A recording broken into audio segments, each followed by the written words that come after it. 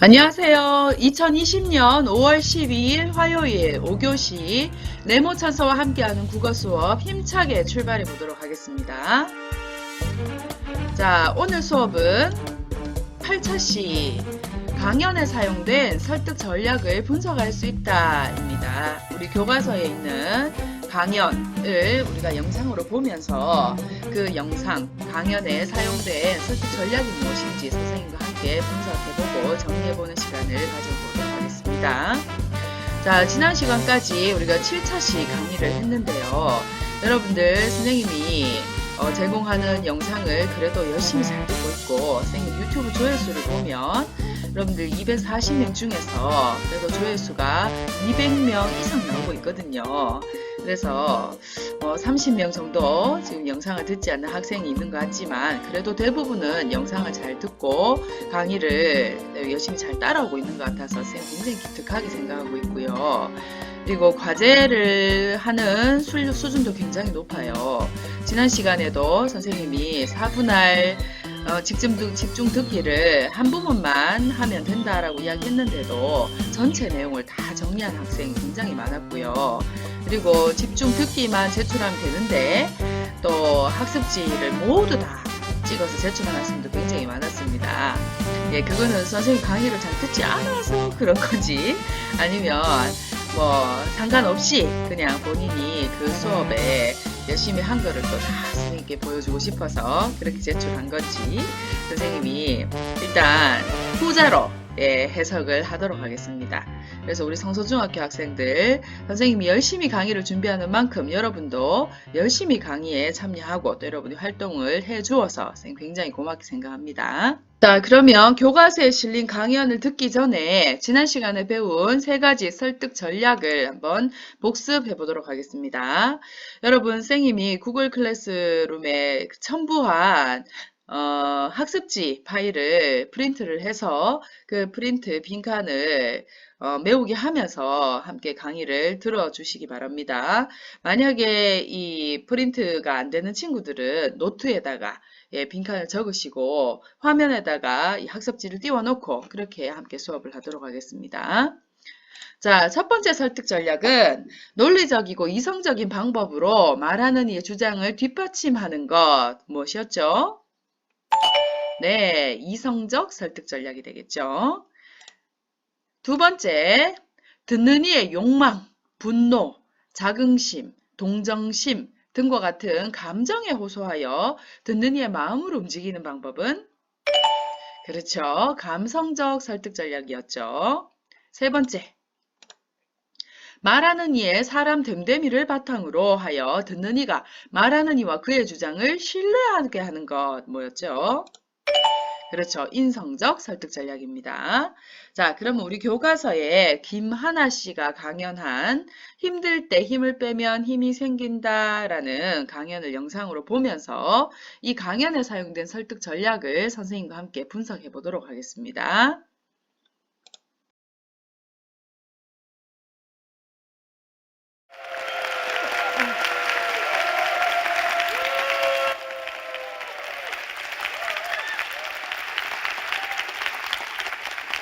야구 좋아하시는 분들 계세요?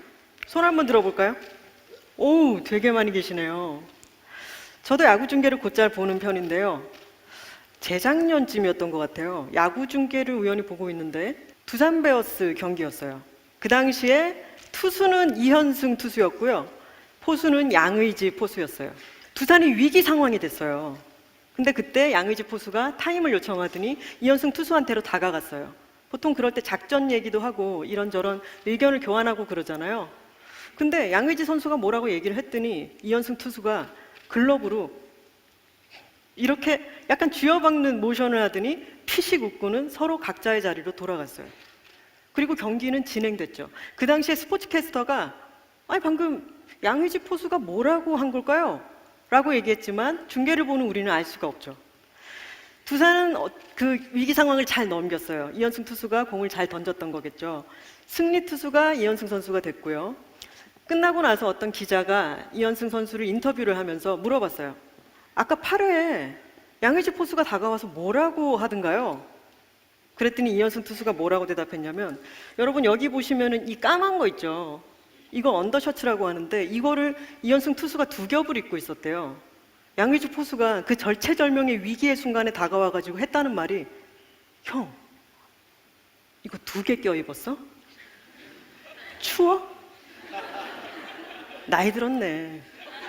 이랬다는 거예요. 그러니까 이현승 선수는 이게 무슨 실없는 소리야 싶으니까, 야, 들어가. 이렇게 돼서는 그렇게 헤어진 거죠. 양의지 포수가 하려고 했던 말이 뭐였을까요? 형, 긴장 풀어.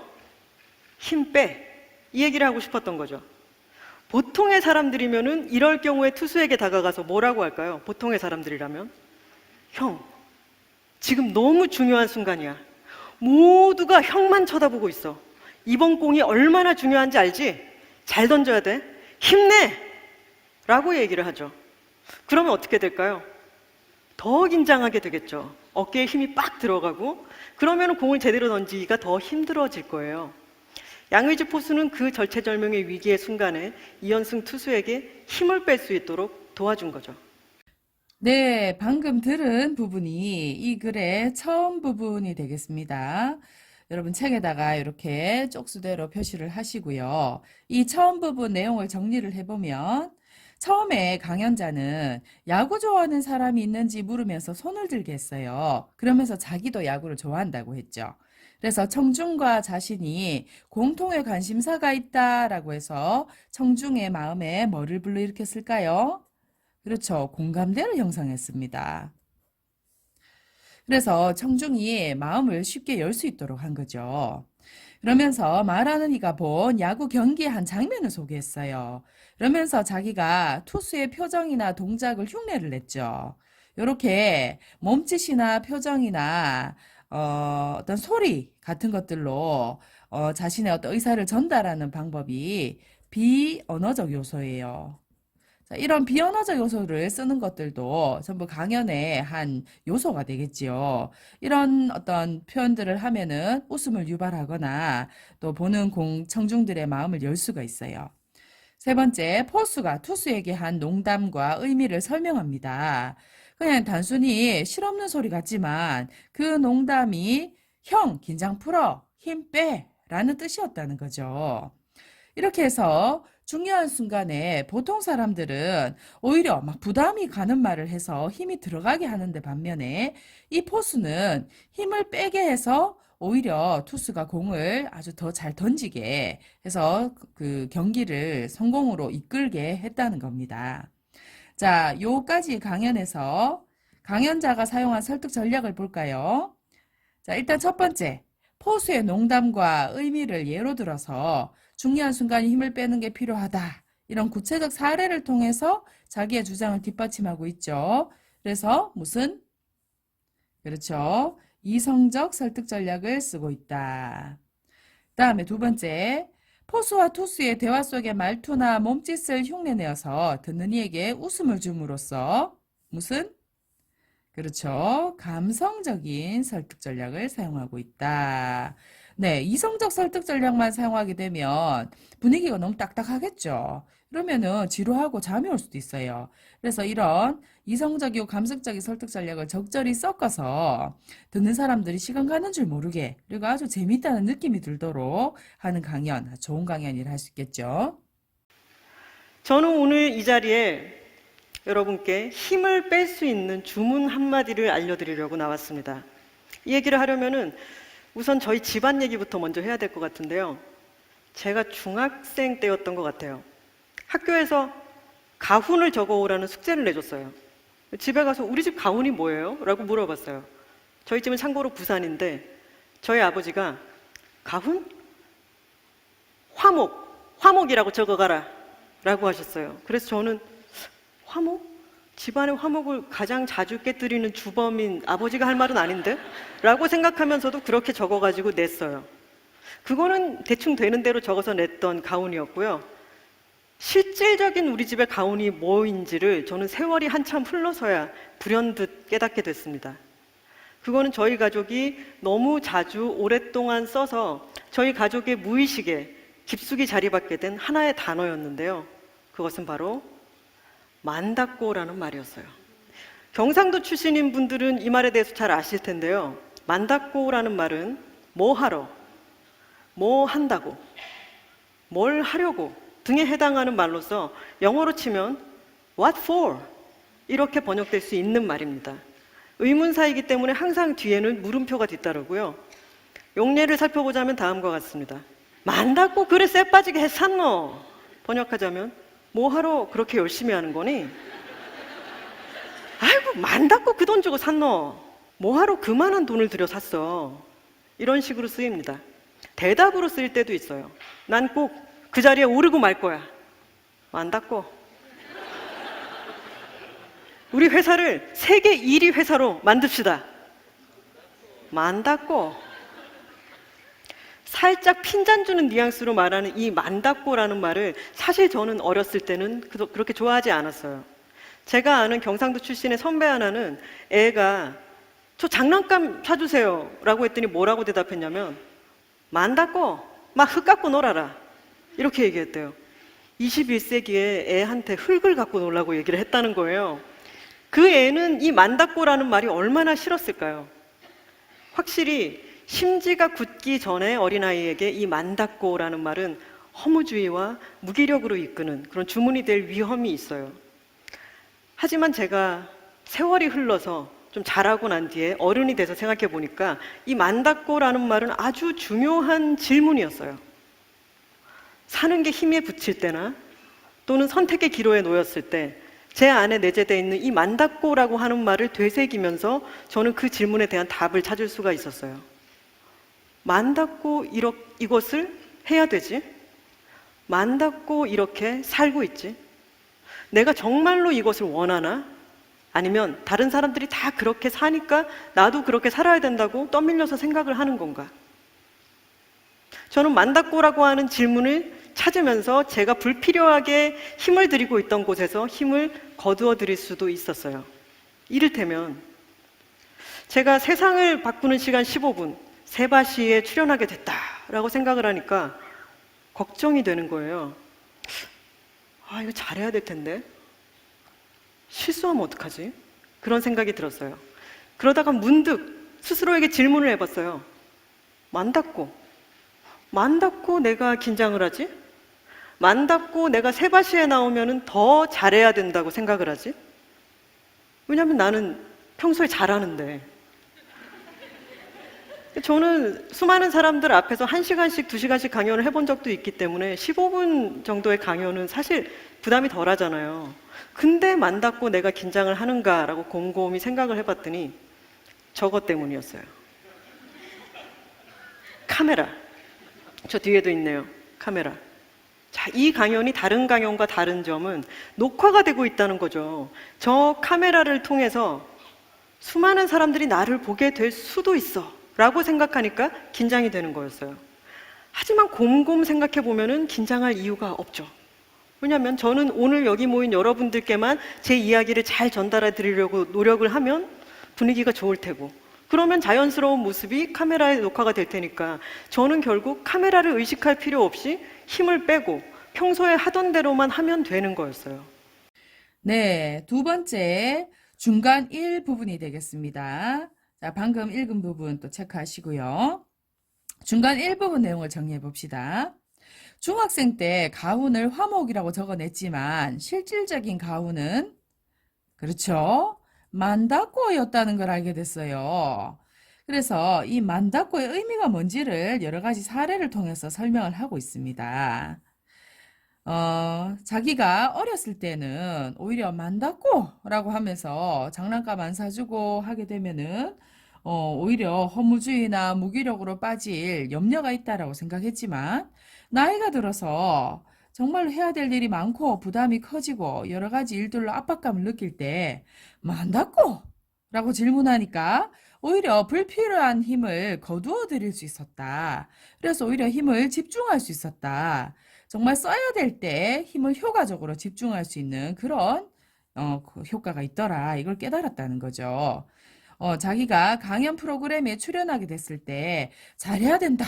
너무 부담이 되고 이게 걱정이 됐지만 이때도 만닫고 떠올리니까 오히려 마음이 편안해졌다라고 했어요. 자, 해서 이 중간 일부분에 사용할 설득 전략은 뭐겠습니까? 첫째, 강연 프로그램에 출연한 자신의 경험을 근거로 했어요. 그러니까 다른 사람 이야기가 아니고 누군가 뭐 믿을 수 없는 어떤 출처나 근거도 없는 그런 이야기가 아니라 자기 이야기를 근거로 했기 때문에 듣는 사람에게 굉장히 설득력 있게 다가가는 거죠. 자신의 경험을 근거로 했다. 뭐겠습니까? 그렇죠. 이성적 설득 방법이라 할 수 있어요. 자, 두 번째. 가훈을 화목이라고 적어가라고 했지만 실제로 우리 집안에 화목을 깨는 가장 주 요인이 아버지였다. 라고 하면서 자기가 어렸을 적에 이 화목이라는 게 굉장히 모순적이었다. 라는 경험을 이야기해서 청중들에게 웃음을 줬잖아요. 그리고 만다꼬의 의미, 사례를 또 실감나게 말하면서 사투리를 딱 실감나게 발음을 하면서 또 웃음을 줬잖아요. 요거는 그렇죠. 감성적 전략이라고 할 수 있겠죠. 그리고 강연 프로그램에 나오게 됐을 때 우리가 보기에는 굉장히 말도 잘하고 뭔가 전문가적이고 뭐든지 다 잘할 것 같은 강연자지만 그래도 자기도 걱정하고 부담이 되고 했다는 거죠. 이렇게 솔직하게 고백해서 진실함을 느끼게 했다는 거예요. 이거는 그렇죠. 인성적 설득 전략이라고 볼 수 있겠습니다. 이 카메라라고 하는 것이 말이죠. 평소에 이렇게 막 잘 웃던 사람도 카메라를 정색하고 들이대면 표정이 굳죠. 결혼식 같은 데서도 자, 신랑 신부 하객 올라오세요. 카메라 여기 보세요. 자, 밀착하시고 45도 어깨 하시고 자, 웃으세요. 하나, 둘 이러면서 찍으면 결과가 어떻게 되죠? 이렇게 되잖아요. 입꼬리에 경련이 일어나고. 그게 다 힘이 들어가서 그런 거거든요. 나는 오래갈 사진에 잘 나와야 된다라고 생각하는 것도 있고. 근데 우리나라 사람들은 이 카메라를 굉장히 의식하며 살아가는 경향이 있어요. 바로 남의 눈이라고 하는 카메라입니다. 좁은 땅덩어리에 사람이 너무 많이 살아서 그런지 모르겠지만 남들이 나를 어떻게 생각할까? 남의 눈에 내가 어떻게 보일까? 뒤처지게 보이진 않을까? 이런 식의 신경을 굉장히 많이 쓰고 살아가는 문화권이에요, 우리나라는. 제가 이런 얘기를 들었습니다. 어떤 회사의 사택에 사는 사람의 이야기였는데요. 그 사택은 회사에서 보너스가 나오면은 그 사택 앞에 놓여 있는 차가 착착착 바뀐대요. 소형에서 중형으로, 중형 몰던 사람은 대형으로 이렇게. 누가 한 사람 차를 바꾸면 그 회사에 같이 다니고 있는 직급이 비슷한 사람이 봤을 때 제가 지금 중형차로 차를 바꿨어? 내가 중형차를 몰 때가 됐나? 내가 같은 직급인데 저 녀석보다 뒤떨어지게 보이면 안 되겠다. 뒤처지게 보이면 안 되겠다. 그럼 나도 차를 바꿔야지. 이런 식의 연쇄 반응이 일어난다는 거죠. 그런데 그 욕망이라고 하는 게 차를 바꿔야 되겠다는 욕망이라는 게 꼭 본인 스스로만의 것은 아닌 것 같죠. 그거는 남의 눈이라는 카메라를 의식한 욕망일 수 있어요. 그럴 경우에 만다꼬라고 질문을 해봐야 됩니다. 만다꼬 내가 차를 바꿔야겠다고 생각을 하지? 지금 차도 멀쩡히 잘 쓰고 있는데 차를 바꿀 게 아니라 내가 오래전부터 하고 싶었던 뭔가를 해봐야겠다. 이렇게 생각을 할 수도 있는 거고 내가 완전히 반하지는 않은 사람과 지금 만나보고 있을 때 주변에 있는 사람들이 결혼 안 해? 국수는 언제 먹여줄 거야? 라고 얘기를 해서 압박감을 느낄 때도 만다꼬 저 사람들이 나 대신 결혼 생활 해줄 건가? 아니잖아요. 내가 이 사람이 너무 좋아서 자연스럽게 결혼을 해야겠다가 아니라 결혼을 해야 되는 때가 됐는데 옆에 이 사람이 있으니까 결혼하는 거는 아무래도 아닌 것 같아 라고 판단을 내릴 수가 있겠죠. 애한테도 야 들어가서 공부해라 이렇게 잔소리를 하다가도 스스로 만다꼬라고 물어볼 수 있겠죠. 이게 정말 저 애를 위한 걸까? 저렇게 공부가 취미가 없는 애를 공부해라라고 압박하는 것은 혹시 내 자식이 성적이 잘 안 나오면 남들 눈에 창피하기 때문에 그렇게 생각하고 있는 건 아닐까? 라고 자기 스스로 성찰을 해볼 수도 있겠죠. 저는 카피라이터 출신이기 때문에 사람들에게 스스로의 욕망이 아닌 욕망을 주입하는 기술을 갖고 있어요. 이런 차를 몰아라. 이런 코트를 입어라. 이런 집에서 살아라. 사람들이 어떤 것을 굉장히 강렬하게 원하게 될 때는 그게 스스로만의 욕망이 아닐 수가 있어요. 저는 그런 기술을 갖고 있기 때문에 여러분께 이 만다꼬를 되새겨 보기를 권합니다. 뭔가를 굉장히 갖고 싶어질 때 만다꼬라고 스스로에게 질문을 해보면 이게 정말로 내가 그것을 원하는 건지 아니면 어떤 기술에 휘둘려서 잠시 그렇다고 착각하는 건지 그것에 대해서 생각할 시간을 벌 수도 있죠. 이 친구는 제가 같이 사는 친구인데요. 마라톤을 해요. 이 친구의 말에 따르면은 마라톤의 백미는 다 힘들게 뛰고 나서 시원하게 마시는 맥주에 있다고 합니다. 사람들은 인생을 마라톤에 비유하기를 좋아하죠. 인생 마라톤이야. 너 지금 보면 뒤처진 것 같아도 길게 보면은 언젠가는 역전할 수 있으니까 쉬지 말고 뛰어야 돼. 이렇게들 얘기를 하죠. 그렇기 때문에 힘이 너무 빠져있고 기진맥진해 있는 사람에게도 사람들은 뭐라고 응원하죠? 힘내! 할 수 있어! 힘내! 라고만 응원하죠.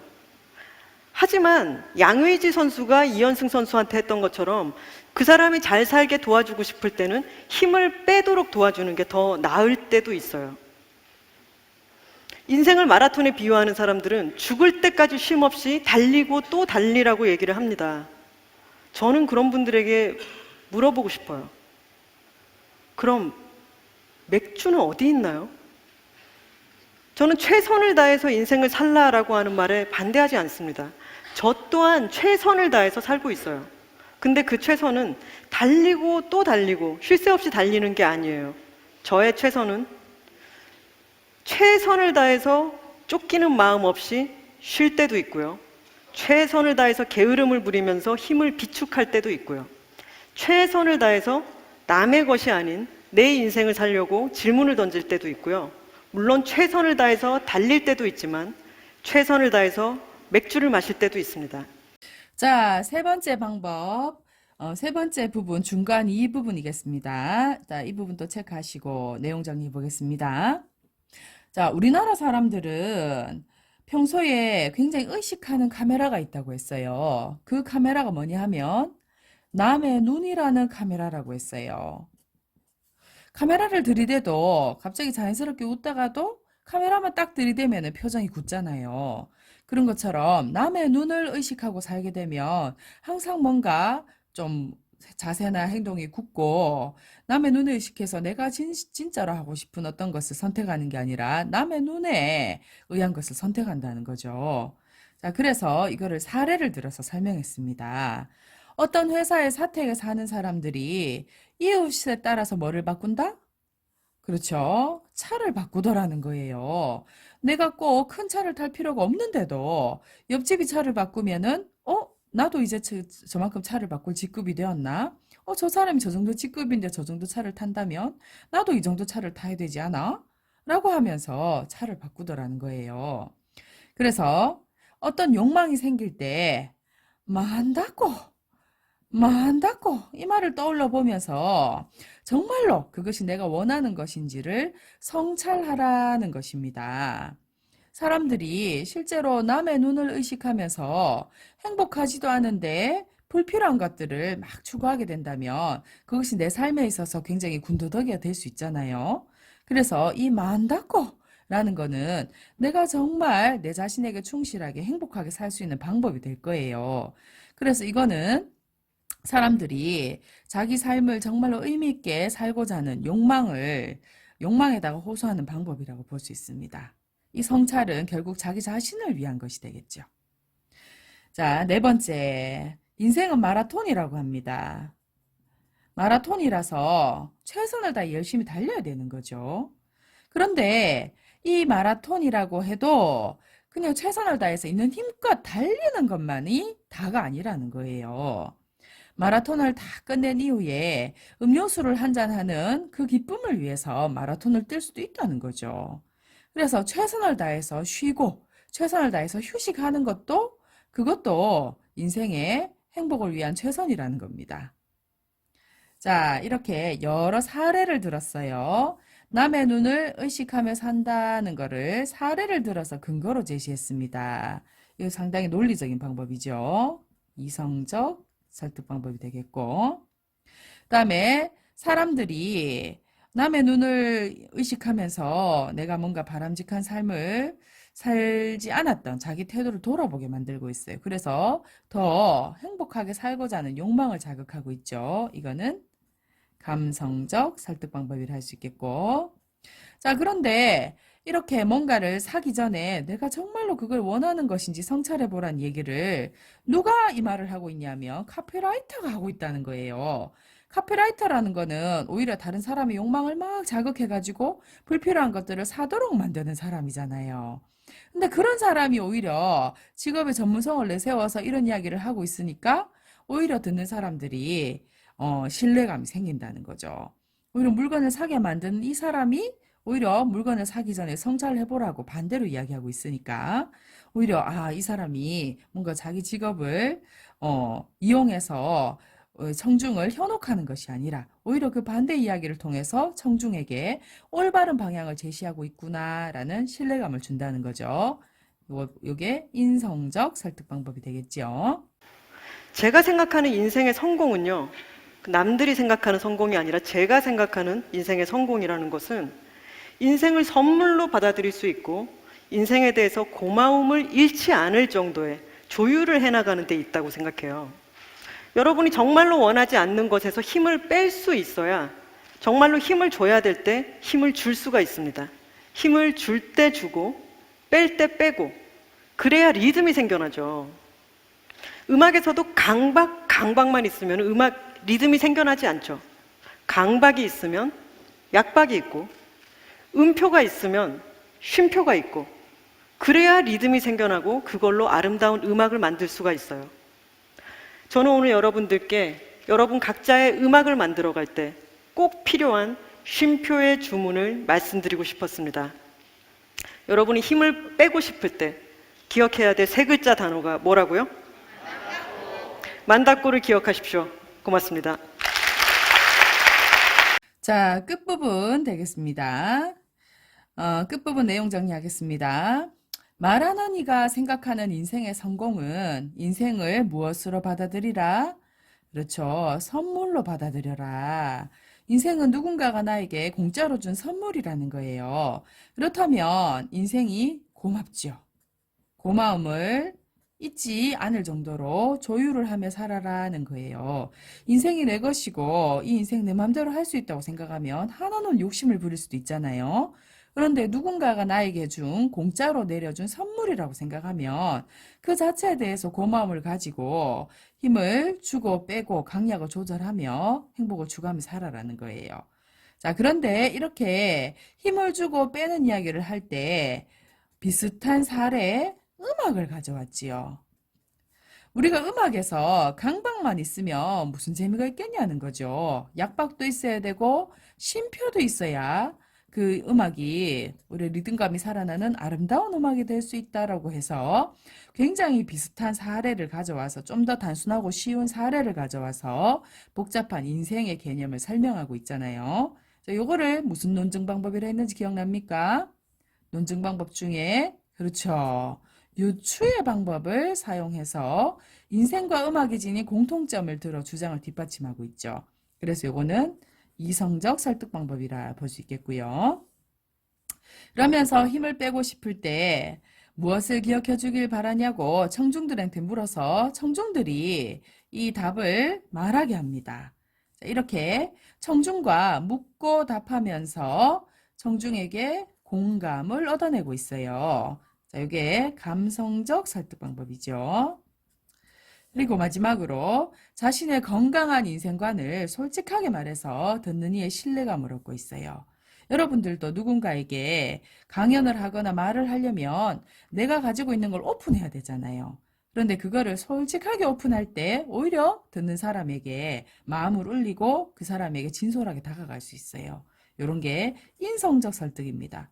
그런데 자기가 중요하게 여기지도 않은 거, 평소에 그렇게 살지도 않은 거를 그냥 단지 말하려고 꾸미거나 지어내거나 거짓말로 한다면 듣는 사람에게 울림을 주지 못할 거예요. 그래서 이런 신뢰감과 관련되는 건 인성적 설득 방법이라 볼 수 있습니다. 자, 그래서 이 글은 주제 구성은 학습지 참고하시고 앞에서 무엇을 활용하여 효과적으로 전달한다 했는데 이 글 처음부터 끝까지 강연자가 계속 강조하고 있는 주제는 만다꼬라는 말이지요. 이 만다꼬라는 사투리를 사용해서 주제를 아주 효과적으로 전달하고 있고요. 그리고 말하는 이의 처음부터 끝까지 자기가 직접 야구를 본 경험이라든지 또 뭐 누군가의 사례를 들은 경험이라든지 자신이 실제 겪은 경험을 활용해서 설득력을 높이고 있죠. 그리고 듣는 이와 적극적으로 소통하면서 거리를 좁히고 있고요. 마지막 무엇을 사용하여 즐거움을 준다 뭐겠습니까? 유머겠지요. 수고했습니다. 오늘 수업은 여기까지입니다. 자, 오늘의 과제 강연을 들은 소감문을 쓰는 건데 한 문장 보통 100자라고 보면 500자는 써야겠죠. 그래서 5문장 이상 되겠습니다. 선생님이 문장 체크해보고 5문장 이상이 되면 출석 인정하도록 하겠습니다. 여러분에게 뿌린 설문지에다가 소감문 정성스럽게 써서 제출하시면 되겠습니다. 수고했습니다. 자, 다음 시간은 학습활동 풀어오도록 합니다. 196쪽에서 201쪽까지 학습활동 풀어오기 역시 숙제가 되겠습니다. 오늘 수업 끝!